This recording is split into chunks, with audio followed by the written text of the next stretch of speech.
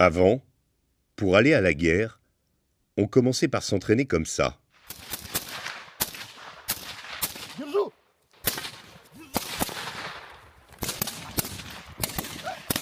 Et la guerre, ça donnait ça.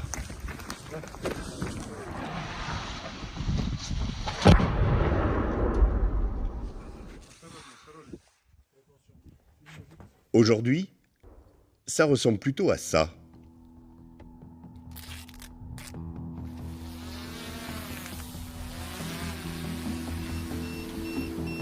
Il y a un drone qui me case. Pas très loin.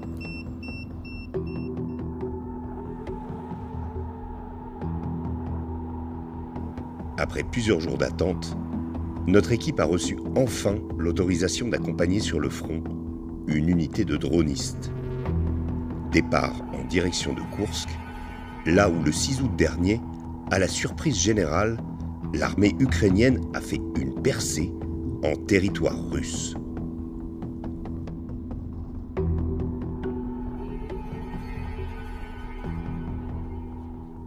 Au nord de Soudja, l'unité de dronistes a établi son camp de base dans un ancien village de vacances. Le camp semble vide et les premières personnes que nous croisons sont les cuisinières. Проживающих, которые здесь были. Да. Эвакуировали Сразу. сразу, да. Да, как это все началось. Вы прощались с ними? Конечно, они плакали. Для наших солдат, для наших воинов, для наших защитников, для защитников России. Mais en réalité, leurs héros, elles les voient peu, car eux préfèrent les fast-foods du centre-ville.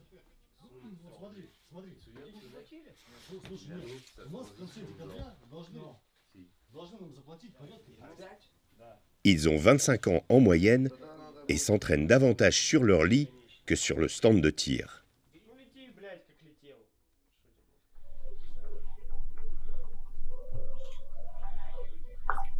Vlad a combattu comme fantassin dans le Donbass. Ses camarades l'appellent le déserteur car il a quitté son unité d'origine. S'il n'avait pas rejoint les dronistes, il serait peut-être mort à cette heure. Авиация. Была ранее только большая авиация. Сейчас с эволюцией появилась еще и малая авиация. Теперь пилоты, почему беспилотные летательные аппараты, это малая авиация. Для меня Нормандия Неман сохранила свое назначение. Эффективность у них высокая, в плане малой авиации тоже. Они все равно, я считаю, что мы отстаем на голову от них. Еще нам нужно преуспевать и развиваться в этом плане.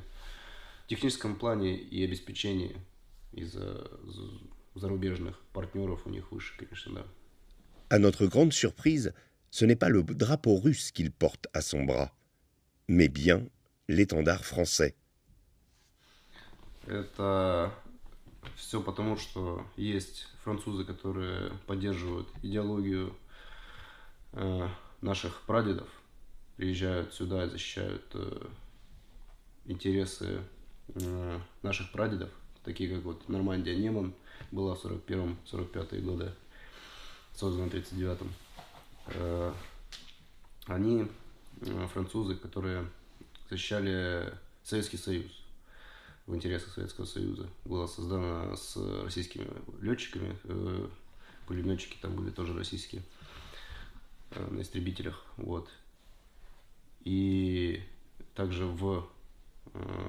из-за того, что они к нам приезжают в наших интересах, я поддерживаю также их интересы, которые приезжают нас защищать. Туда заехала М113, американский БТР.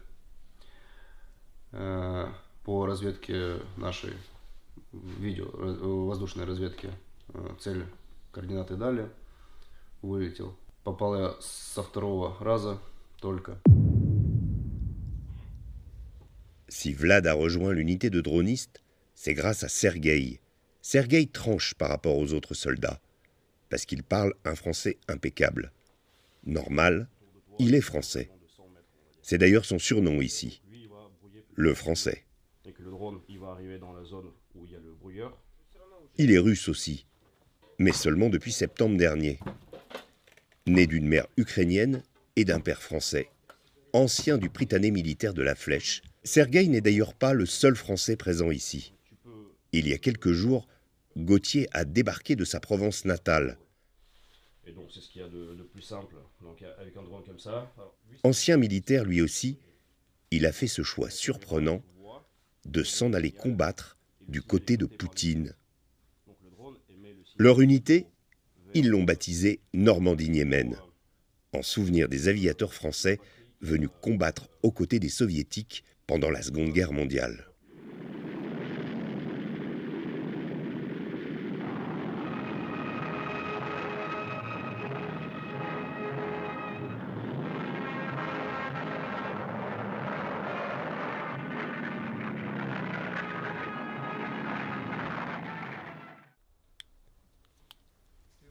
Sergueï exige de ses hommes des connaissances techniques poussées, mais aussi d'être capable de se frotter aux pires conditions de combat. L'instruction aura lieu ce jour sous la supervision d'un ancien de la milice Wagner. У меня вот эта рука, она устает. c'est ce que tu t'avais dit avec le poids. И tu vois, c'est ход, comme- ход Ah руки, oui, ok, d'accord. ход руки у меня.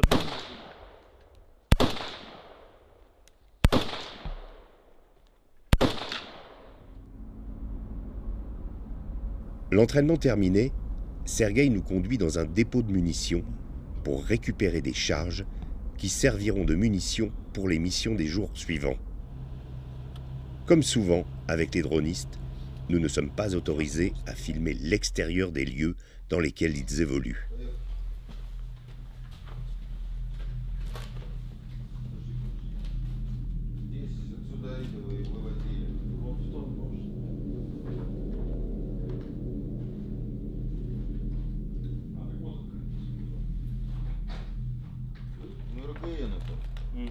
Да ничего, ничего. Все побольше берем. Логично, да. Certains civils ont choisi de rester en dépit des combats. Потому что дом наш здесь, родной дом, а там жить нам негде и неудобно там. Жилья нету, Да. а в общежитии там уже невозможно жить. И домой охота, все, чтоб дома. И тут дома нас похоронят. Dans ce secteur, tout véhicule peut subir n'importe quand une attaque de drone.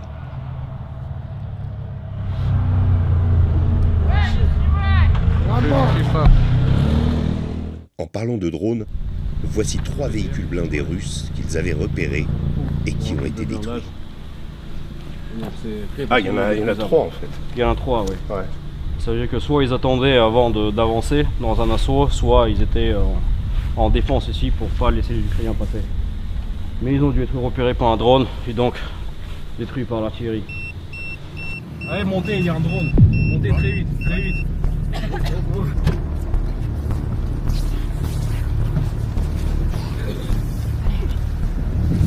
Il y a un drone qui vient de passer au-dessus du checkpoint. Ah ouais.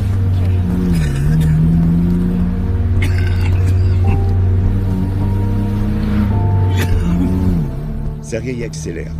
Il faut atteindre les 120 km/h pour espérer échapper au drone. Pendant ce temps, Vlad vérifie à quel moment nous sortirons de la zone à risque. Bonjour Régis, bonjour Julie. Bonjour Aïcha. Bonjour Aïcha. Nos abonnés viennent de découvrir 10 minutes de votre documentaire sur les dronistes en Russie. Bravo pour ce travail. Merci. Merci. Et ce documentaire, il est disponible en intégralité sur l'application Omerta, c'est ça? Dès ce soir, voilà, aujourd'hui, en fait, maintenant, vous pouvez y aller. Ok. Alors, on fait un petit retour d'expérience si vous le voulez bien. Oui, petit retour d'expérience, même gros retour d'expérience, parce que c'est quand même je dirais un documentaire et un reportage qui nous a marqué. Pas tant parce qu'on se retrouvait dans l'univers de la guerre en Ukraine et des soldats russes, mais parce qu'on a pris conscience d'un véritable changement dans la guerre avec ce documentaire. Mais d'ailleurs, pourquoi avoir choisi de suivre des dronistes? Alors, on a eu cette opportunité, maintenant, vous savez, moi, c'est mon 4e séjour sur le front en Ukraine et en Russie. J'ai fait 6 séjours en tout autour de cette guerre. À chaque fois, je vais dire, il y a évidemment un élément de découverte, un élément de surprise. C'est une guerre immense, une guerre hors norme, auquel on n'était plus habitué d'ailleurs, et auquel même moi, en tant que reporter, avec quelques années de reportage derrière moi, j'avais jamais vu un truc pareil. Là, pourquoi, à chaque fois, comment ça se passe? C'est simple, il y a plusieurs unités qui se disent intéressées pour nous recevoir, et puis en fait, on ne choisit pas du tout. En général, c'est très compliqué. Et puis, il y a l'opportunité, il y a le coup de fil, et puis on y va, et ça match ou ça match pas avec certaines unités. Moi, je me souviens d'une unité de Cosaques qu'on avait quittée au bout d'une journée parce que c'était visiblement pas intéressant. Il n'y avait pas de choses qui se passaient. Les types nous racontaient leur vie, mais très intéressante. Mais voilà, au-delà, c'était pas la guerre en Ukraine. Dans ce cas-là, il faut essayer d'avoir d'autres contacts et d'appeler les commandants. Et là, en l'occurrence, on a eu un Français, en fait, ce qui est très intéressant, plutôt un franco-russe, qui nous a donné son OK pour qu'on vienne passer quelques jours avec cette unité de dronistes. Et voilà. Et c'est un reportage qui a changé beaucoup de choses pour moi, en tout cas en particulier. Voilà. On va revenir sur le caractère assez particulier de ce droniste, qui est donc franco-russe. Vous allez nous en parler. Julie, est-ce que tu peux m'expliquer ce que tu as ressenti, en fait, la première rencontre avec ces dronistes-là, et quel profil ont ces dronistes? C'est des jeunes, des moins jeunes, des expérimentés, pas du tout? Alors, ils sont majoritairement très jeunes, parce que nous, l'unité qu'on a intégrée pendant 15 jours, ils avaient en moyenne entre 25 et 35 ans. Donc, ils sont quand même très jeunes. Très pro. Sergueï a été formé en amont et c'est lui maintenant qui forme toute son unité. Donc il les a tous formés en tant que dronistes. C'est tous des anciens fantassins. Donc ils ont connu le front, ils ont vu de plus près ce que c'était la guerre. Et maintenant ils sont dronistes, donc spécialisés là-dedans. Et les choses se sont bien faites naturellement parce que l'actualité tourne quand même beaucoup autour des drones. Dans la guerre actuellement, de se retrouver avec une équipe de dronistes. Et puis vous étiez dans la région de Koursk. À Koursk, donc totale actualité. On a eu un peu de la chance là-dedans. Après, eux, personnellement, pour les avoir du coup rencontrés, avoir vécu avec eux pendant 15 jours, on a beaucoup ressenti ce côté jeune, parce que voilà, ça se nourrit de pizza, ça joue aux jeux vidéo pour s'entraîner à piloter leur arme de guerre sur le terrain. Donc en fait, il y a cette ambiance un peu de c'est un jeu, mais pas trop, parce que derrière, il y a des vraies interventions, quoi. La guerre, aujourd'hui, elle ressemble à ça. Alors moi, c'est ma première fois sur le terrain, donc j'ai que cette image-là, mais je sais que c'est une évolution, parce que la guerre, ça n'a pas toujours été comme ça, et aujourd'hui, elle ressemble à ça. Et pourquoi, selon toi, est-ce qu'ils se sont dirigés vers des unités de dronistes? Tu as parlé de fantassins, il y a d'autres corps, d'autres brigades au sein de l'armée russe et dans les Tchévéka, les SMP. Pourquoi est-ce que, selon toi, ils se sont dirigés vers les drones? De ce qu'ils nous ont dit plus ou moins et de ce qu'on a pu voir, il y a quand même moins de risques. Il y a toujours un risque, c'est la guerre. Mais ils sont plus loin des lignes de front.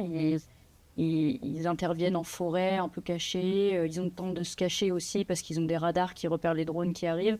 Donc c'est moins risqué et je pense que ce confort-là, c'est important pour eux en tant qu'anciens fantassins et d'avoir vécu les tranchées. Je pense que c'est ce qui les attire le plus. Régis, on va parler de Sergueï. C'est ce soldat qui est franco-russe. Est-ce que tu peux nous parler de lui, de son parcours et comment est-ce qu'un Français se retrouve aujourd'hui à combattre dans l'armée de Poutine? Très étonnant. Moi, c'est vraiment un des personnages marquants de ce conflit que j'ai été amené à rencontrer. Il y en a eu d'autres, des commandants, d'ailleurs à des époques que j'ai rencontrés, à des époques où la guerre n'allait pas bien du tout pour la Russie, mais qui montraient des capacités d'initiative localement, qui étaient respectées par leurs hommes, des gens qui avaient une vraie qualité de chef. J'en ai vu, j'en ai côtoyé, je suis allé en première ligne avec certains. Avec Sergueï, c'est un peu différent parce que il y a une antériorité au conflit de 2022 Si Sergueï se retrouve là aujourd'hui en étant franco-russe, comme on le dit, d'abord c'est un ancien militaire français. Il a fait le Prytanée militaire de la Flèche. Il a été éduqué en France. Simplement, il avait une mère originaire de Lougansk, dans le Donbass. Et au moment où il y a eu Maïdan en 2014, il s'est intéressé aux événements. Il a regardé ce qui se passait et il nous a même dit d'ailleurs qu'il avait hésité au début à rejoindre les nationalistes ukrainiens. Il trouvait qu'il y avait une cause aussi juste. Et d'ailleurs, partie de sa famille est de ce côté aujourd'hui. Donc c'est vraiment un drame personnel, familial, cette guerre pour lui. Il est allé à Lougansk et assez rapidement, il a fait son choix de soutenir les séparatistes, puisque sa maman venait de ces Russes du Donbass, qui décrit très bien. Mais ce qui est très intéressant, c'est qu'à partir du moment où il s'engage, où il est rayé des cadres de l'armée française, eh bien, il va vivre la guerre dans toutes ses époques. L'époque de la bataille de Debaltsevo, décisive pour les séparatistes, où il va intégrer la milice en fait de Lougansk, et ensuite jusqu'à tous les grands pivots de la guerre, Bakhmout, tout ce qui a mené justement jusqu'à la situation qu'on a aujourd'hui. Donc on a un soldat franco-russe qui parle français, qui nous explique toutes ces étapes. On sent bien d'ailleurs que quand on l'interviewe, on aimerait bien faire 2 heures, 3 heures d'interview. Tant c'est vraiment une entrée dans la psychologie russe par rapport à cette guerre exceptionnelle. Voilà, et je vous encourage d'ailleurs dans l'application, et on a gardé ce qu'on a pu, parce que c'est un documentaire, mais il y a des passages d'interview où il se confie à nous, extrêmement intéressant, parce que là, on a un personnage qui est un fil conducteur de 2014 jusqu'à 2022, jusqu'à 2025 aujourd'hui, et qui, en effet, comme l'expliquait Julie tout à l'heure, va choisir les drones parce que, en fait, je pense que Sergueï, intrinsèquement, c'est quelqu'un qui a vu tous ses camarades mourir. Et qui, comme certains autres, il y avait Vlad, par exemple, aussi, qui a vu une partie de ses camarades mourir. S'ils ont choisi les drones, c'est parce que d'abord, il y a leur jeune âge qui les connecte à toute une galaxie planétaire, hein, parce que ces connaisseurs de drones, il y en a aux États-Unis, il y en a partout en Orient. C'est une véritable communauté. Ça va du hacker au geek, en passant par le droniste, parce que c'est l'arme nouvelle. Et puis, donc, il y a l'idée d'être dans l'arme de l'élite, parce qu'aujourd'hui, oui, les régiments de dronistes propres sont véritablement au centre de la guerre. Moi, ce que j'ai noté par rapport à... Je n'étais pas les premiers dronistes que je côtoie sur le front en Ukraine. Ce que j'ai vu, c'est qu'en 2023, par exemple, 22-23, le drone était déjà très important. Il servait à alimenter les positions d'artillerie. Les drones travaillaient avec l'artillerie pour traiter les positions ukrainiennes repérées. Il y avait parfois 3-4 drones que les Russes envoyaient. Sur l'écran, on voyait les différentes les infos données par tous les drones, et c'était ensuite l'artillerie. Donc c'était très important, mais ce n'était pas central. Ce qu'on a vu là, c'est central dans la guerre. C'est-à-dire que le drone rend l'artillerie obsolète. Le drone, c'est le nouveau sniper. C'est-à-dire que voir et taper, frapper. Ces jeunes-là partent avec leur pick-up, avec leur tête de RPG ou leurs obus, qui fixent avec il y a un côté débrouille aussi qui est incroyable. C'est des bricoleurs incroyables. Ils montent des antennes, ils font 15 mètres, on le voit dans le docu, ils vont dans un arbre, ils placent une antenne, et du coup, de 2 km d'autonomie, enfin de signal, le drone a 20 km et peut aller frapper des positions. Et en face, et c'est là où le combat est très intéressant, en face, il y a exactement les mêmes. Est-ce que les drones que vous avez pu observer, c'était des drones de fabrication russe, ou est-ce que c'était des modèles étrangers ? C'est du DJI, donc chinois, pour l'observation. Les FPV, c'est du drone customisé qui existe un peu partout. Moi, j'ai un fils qui habite à Los Angeles, qui a 27 ans, qui connaît parfaitement exactement tout ce matériel, qui est capable de me dire où on peut le trouver exactement. Donc, c'est universel. C'est des drones, ce qu'on appelle 3D printers, qui sont faits à partir de copies d'impression en 3D. Et puis ensuite, eh bien, il y a tous ces accessoires qu'on rajoute et sur lesquels ils bossent en permanence. Leur vie, c'est ça. Leur vie, c'est de travailler en permanence là-dessus, parfois de s'amuser sur des consoles, parce qu'il y a le côté ludique aussi là-dedans. Mais finalement, voilà, mais surtout, voilà, retenez bien, et je pense que vous verrez dans le docu, c'est cette centralité du drone dans la guerre et de ce type d'équipe-là. Je vous donne un exemple. Là, on était à côté de Soudja, donc qui est l'endroit tenu par les Ukrainiens, à 20 km de Soudja. Ils envoyaient leurs drones pour... un des objectifs, c'était des stations essence auxquelles les Ukrainiens se ravitaillaient. L'idée était que cette équipe de drones avait pour mission, une journée, de bloquer, de fixer l'armée ukrainienne à un endroit, de façon à ce qu'au sud, les Russes puissent progresser. Donc vous voyez, c'est vraiment quelque chose de très important. Et c'est 3 types avec des drones, du plastique, dans les bois et un pick-up, voilà. Puis pour revenir juste sur l'origine du drone, on nous a expliqué aussi qu'ils récupèrent parfois aussi des drones ukrainiens, comme le Baba Yaga. C'est oui. ce que nous expliquer. C'est déjà arrivé qu'ils en récupèrent un, qu'ils le réparent et puis qu'ils le réutilisent contre l'armée ukrainienne. Ce côté débrouille-là dans la réutilisation. Oui, les Ukrainiens ayant même inventé Baba Yaga à partir d'un drone agricole de pulvérisation. C'est un gros drone pour y mettre des têtes d'obus de 120 mm. Quoi. Eux avaient déjà bricolé ça en arme de guerre voilà. Et les Russes l'ont récupéré pour l'utiliser aussi. Voilà. C'est que la récupération possible de ce côté-là. Julie, est-ce que vous avez pu assister à une opération en temps réel avec les dronistes? Oui, on a pu suivre plusieurs interventions, notamment en forêt, du coup, où on a pu suivre ce point dont tu parlais, qu'ils ont dû viser en une journée. On les a suivis de A à Z. On a dormi aussi avec eux sur le front. Donc on a pu être témoin du Baba Yaga qui survole... oui, de la menace permanente. Exactement. Donc oui, on a pu... ils ont hésité, mais ils nous ont autorisé à suivre plusieurs interventions. Dans quelle mesure, Régis, Julie, est-ce que cette forme de guerre à distance, est-ce qu'elle modifie la perception du combat du soldat? C'est très intéressant comme question. C'est sûr que les duels de fantassins, les affrontements de fantassins diminuent quand vous êtes dans un environnement qui est saturé par les drones, dans lequel la combinaison se fait entre le brouilleur qui est sur la voiture pour essayer justement d'empêcher le drone d'approcher, ou le fusil à pompe, parce que c'est souvent une arme rudimentaire qui permet in fine, quand le drone s'abat sur le véhicule, de pouvoir le neutraliser. Donc il y a un mélange d'archaïsme et d'ultra-modernité dans l'histoire, avec de la débrouille.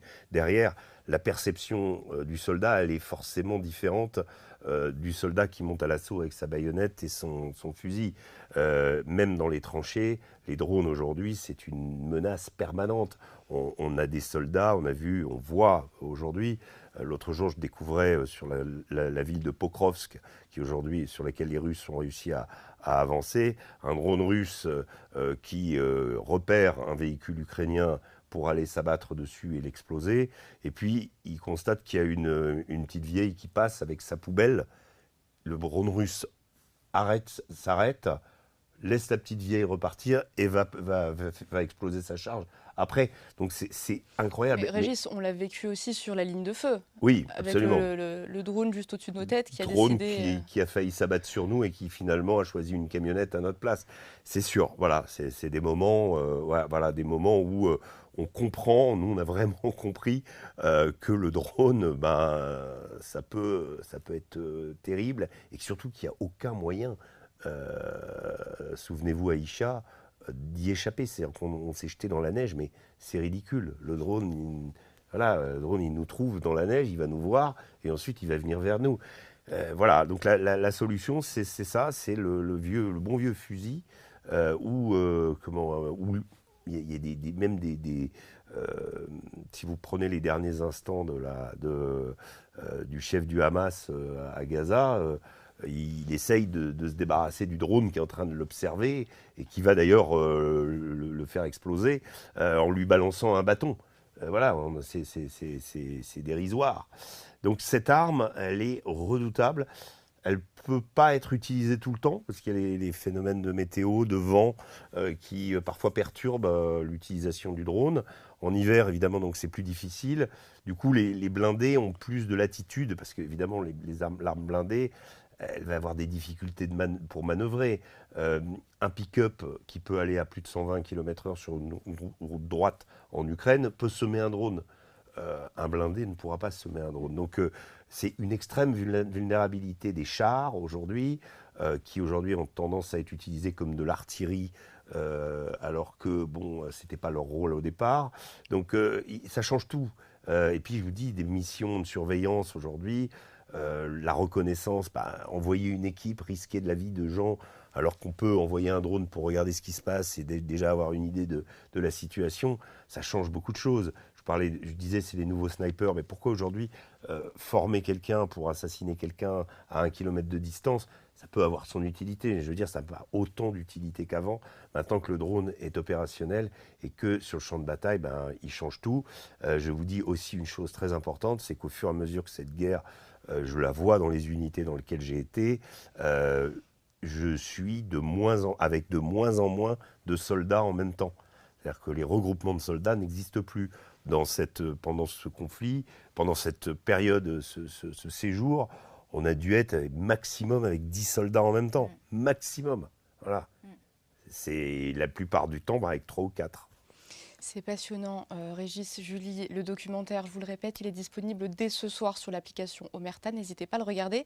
J'aimerais faire, Régis, si vous me permettez, un petit retour de mission de notre Julie. Oui, bien sûr. Notre Julie qui a intégré Omerta il y a 1 an, et du jour au lendemain, on décide de t'envoyer parce que tu le souhaitais. Bien sûr, on n'oblige pas nos alternants à aller en frontline, mais du coup, comment est-ce que ça s'est passé pour toi ? Ça a été une expérience surréaliste, c'est le terme que j'emploie toujours. J'ai vraiment découvert une autre facette du métier, une autre facette de moi-même aussi, de l'humain, de la guerre en général. J'ai beaucoup appris. Après, voilà, c'est vrai que quand je suis partie, je ne savais pas du tout comment j'allais réagir. Je ne savais pas du tout si j'allais gérer mon stress, si j'allais réussir à rester pro, si j'allais avoir peur. Je ne savais rien du tout. Et ça s'est quand même plutôt bien passé dans l'ensemble, même s'il y a toujours des situations un peu compliquées à gérer, que ce soit émotionnellement, ou l'éloignement de la famille, les conditions d'hygiène aussi, parce que déjà, l'hygiène en général est restreinte sur ce genre de reportage, mais quand on est une femme, c'est encore plus compliqué. Une femme toute seule parmi que des hommes, je tiens à le préciser. Donc j'ai réussi à le gérer, mais c'est un poids en plus, on va dire, quand on part en tant que journaliste sur le terrain comme ça. Mais ça s'est très très très bien passé. Pas de traumatisme particulier. Mais j'ai eu un petit temps d'adaptation à mon retour quand même pour retrouver une vie normale. J'ai eu une bonne semaine d'adaptation.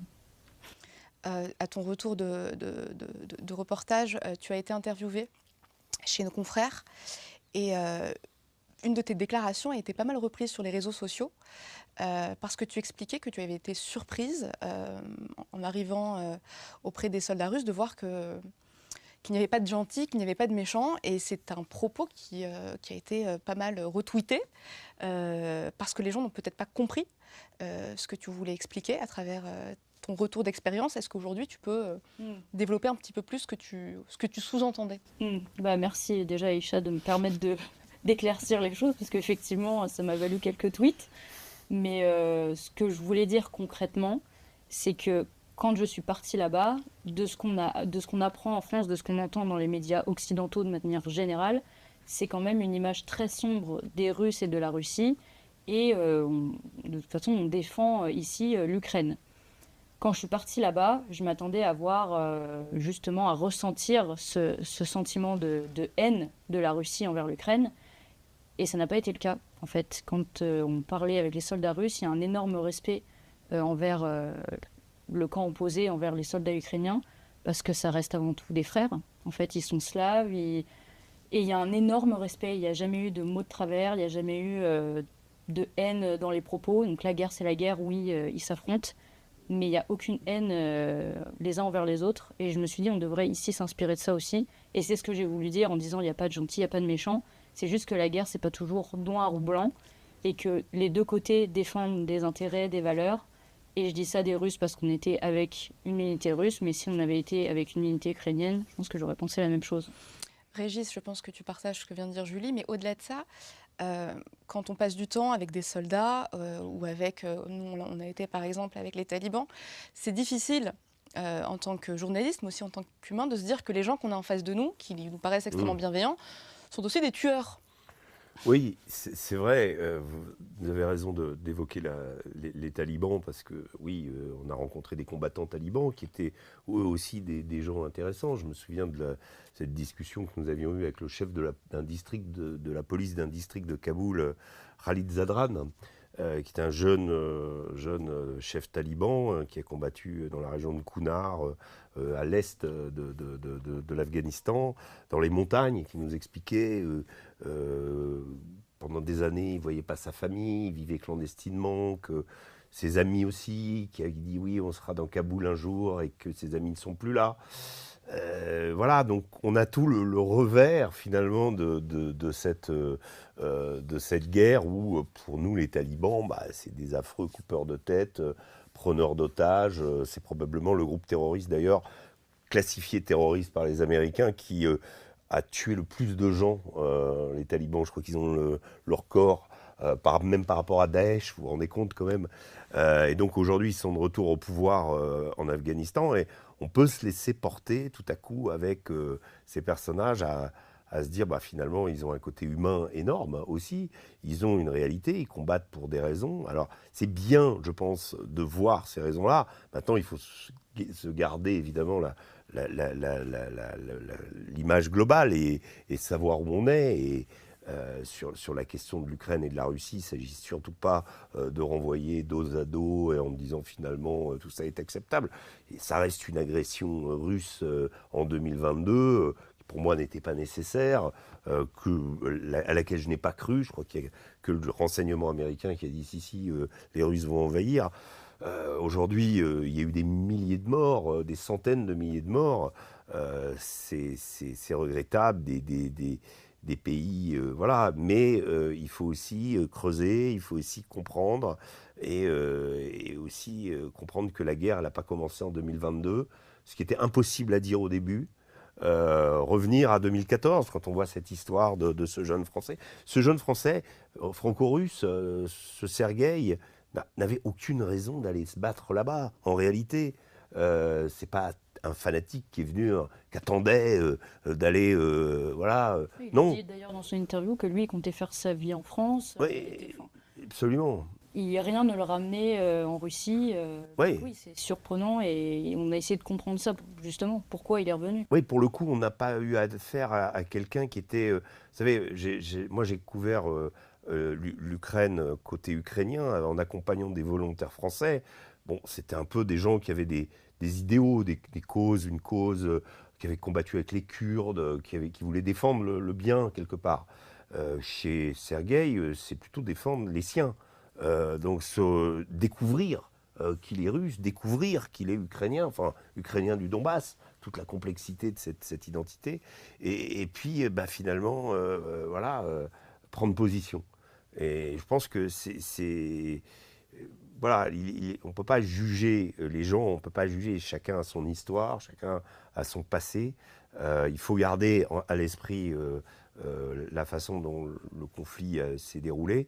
Mais je pense que toutes ces histoires mises bout à bout, et c'est ce qu'on essaye de faire chez Omerta, permettent d'éclairer, permettent d'expliquer un peu plus, de façon un peu moins, on va dire, manichéenne que sur un plateau télé avec des gens qui vont vous expliquer le bien, le mal, ce qu'il faut faire, ce qu'il ne faut pas faire, sans jamais être allé là-bas.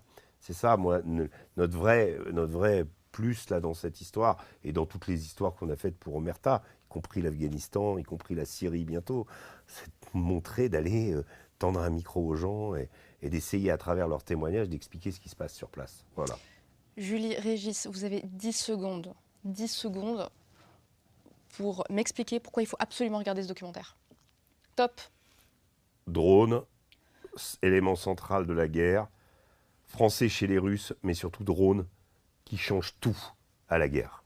Julie ? Il est unique parce qu'il y a vraiment ce côté en effet drone, actualité, cœur de la guerre en ce moment, et ce côté français. Pourquoi il y a des Français à Koursk ? Déjà, comment ça se fait qu'il y a des Français à Koursk ?